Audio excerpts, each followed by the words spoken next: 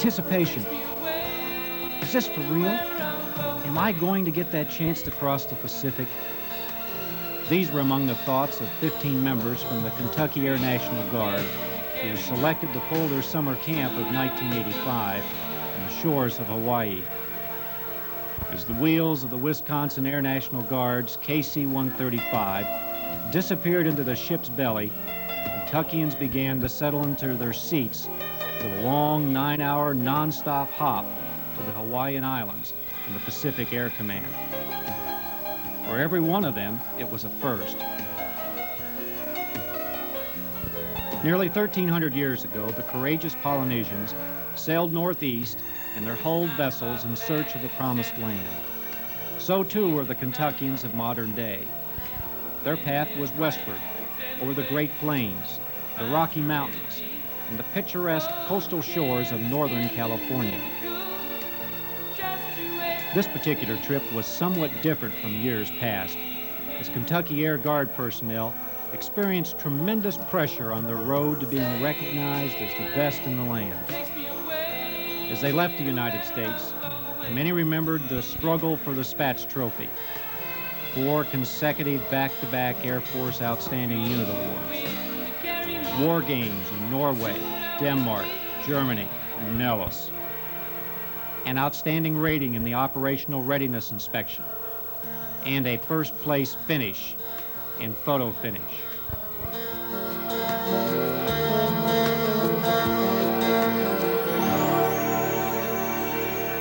I'd like to welcome all of us to Hawaii. There's Diamond Head, Honolulu, Waikiki, and Pearl Harbor. By the coral sea, right next door to paradise,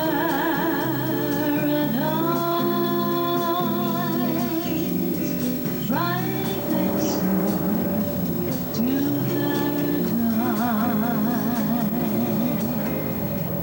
The 15 Kentuckians were assigned to the 15th Air Base Wing of the Pacific Air Command Forces headquartered at Hickam.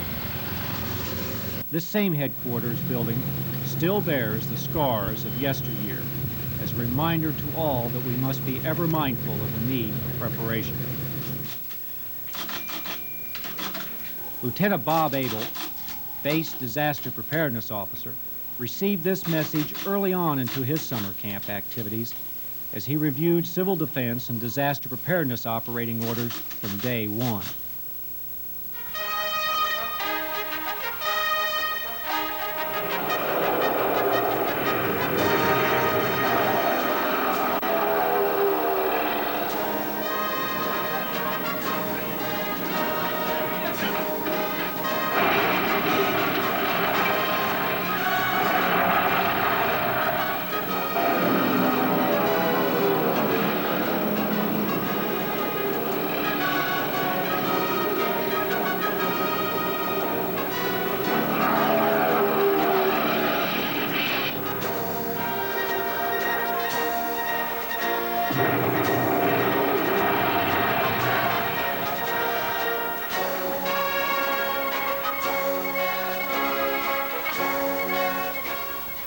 Even today, the memory of those who died on December 7th, 1941, still lives on.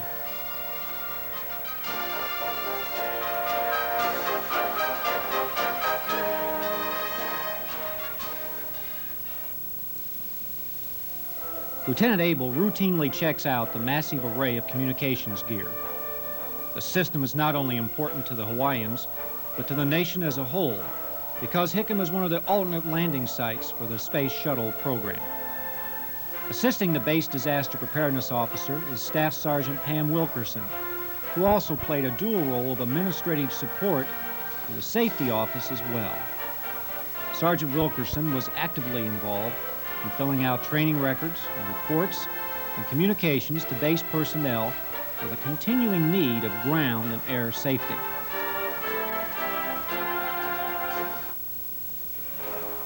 And when you think of air safety, it is paramount at Hickam as the gateway to the Southeast Asia and beyond. Cooks from the 123rd Combat Support Squadron learned of this firsthand by working the flight kitchen, which supplied over 400 flight lunches during a 24-hour period. Meanwhile, their kitchen mates were able to try their hands at pastry and other entrees by working in the main chow hall. Here they gained valuable experience, which they are not normally exposed to on a drill weekend. Additionally, the food specialist worked alongside their active duty peers in records keeping, inventory control, and assisting in and around the clock operation. Due to the professionalism of our food preparers, the entire operation ran smoothly in menu selection as well as the preparation of the food.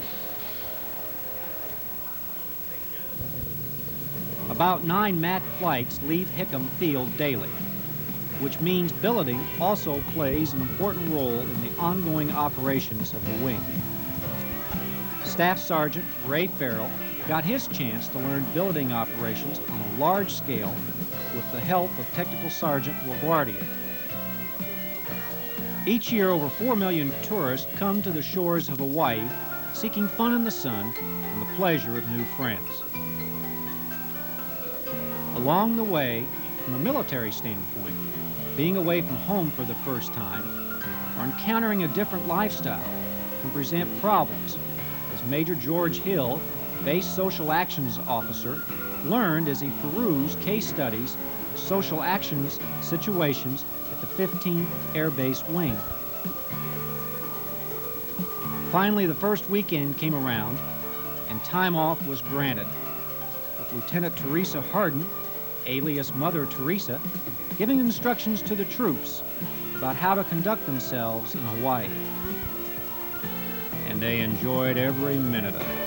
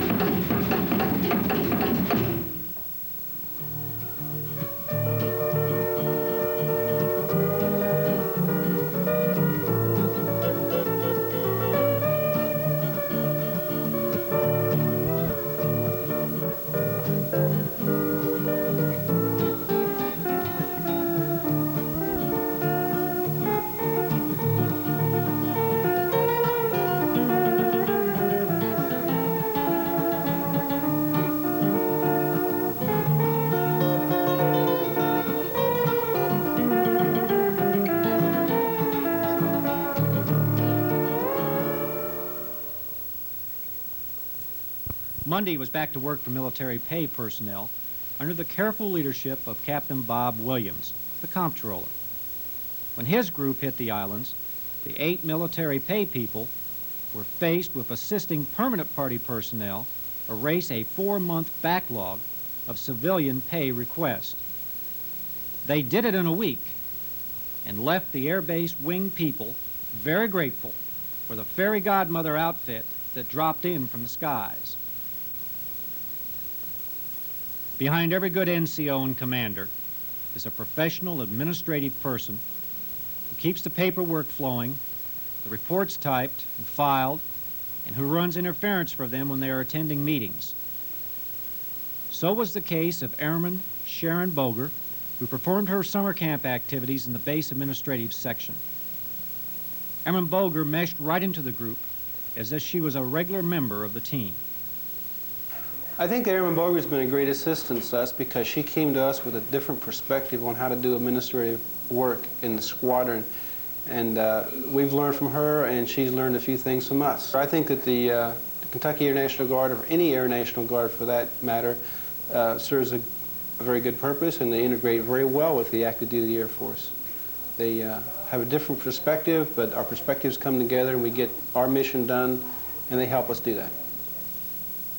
At the end of the 2-week stint, Airman Boger's efforts didn't go unrecognized either. Yeah, on behalf of all the men and women and civilian employees of the 15th Air Base Wing, we'd like to present you with our traditional Wing and Pacific Air Command plaque for the great help you've been to us during the 2 weeks, and we look forward to you coming back next year, and we're going to have a good time next year and do the same kind of stuff. In an interview before leaving for home, Detachment Commander Lieutenant Harden reflected on the 2-week stay in the islands. I feel that it was a worthwhile experience for all those who went. They received training which they could not receive here, and they were able to use their own initiative in a lot of situations, which gave them a free hand at showing how well they could do their jobs.